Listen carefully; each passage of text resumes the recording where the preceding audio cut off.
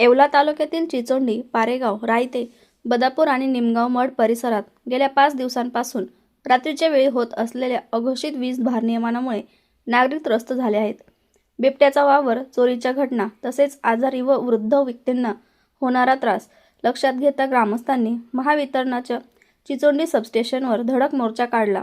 यावेळी 2 दिवसात वीज पुरवठा सुरळीत न झाल्यास सबस्टेशनला टाळे ठोकून तीव्र आंदोलन छेडण्याचा इशारा ग्रामस्थांनी दिला. तसेच तक्रार करूनही अधिकारी व कर्मचाऱ्यांकडून फोनला प्रतिसाद मिळत नसल्याबद्दलही नागरिकांनी तीव्र नाराजी व्यक्त केली. चिचोंडी सबस्टेशनच्या अंतर्गत आम्ही 10-15 गावं येतात. तर त्याच्यामध्ये दररोज संध्याकाळी गेल्या 8 दिवसापासून दररोज सायंकाळी 7:30 ते 11-12 पर्यंत लाईट बंद असते.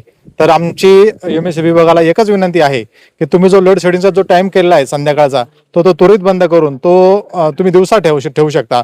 कारण आमच्या परिसरामध्ये बिबट्याचा वावर असतो, शेतकऱ्यांचे कामं असतात, मुलांच्या अभ्यासाचा वेळ असतो आणि महिलांचा स्वयंपाकाचा वेळ असल्याने या वेळेमध्ये तो जो लोड शेडिंग ठेवलाय तो लोड शेडिंग बंद करावं. आज या ठिकाणी जवळजवळ 14-15 गावातील नागरिक, शेतकरी, महिला या ठिकाणी उपस्थित झाले आहेत.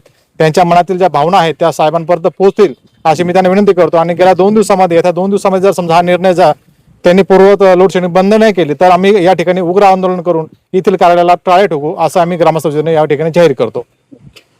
गेल्या 2-4 दिवसापासून जवळजवळ 8 दिवसापासून निमगाव मठ आणि परिसरामध्ये चिचोंडी सबस्टेशन अंतर्गत जेवढे गाव येतील त्या ठिकाणी लाईटचे बरेच प्रॉब्लेम झाले. रात्री आमच्या तिथं बिबट्याचं वातावरण आहे, लोक रात्रभर झोपा नाही आम्हाला अक्षरशः.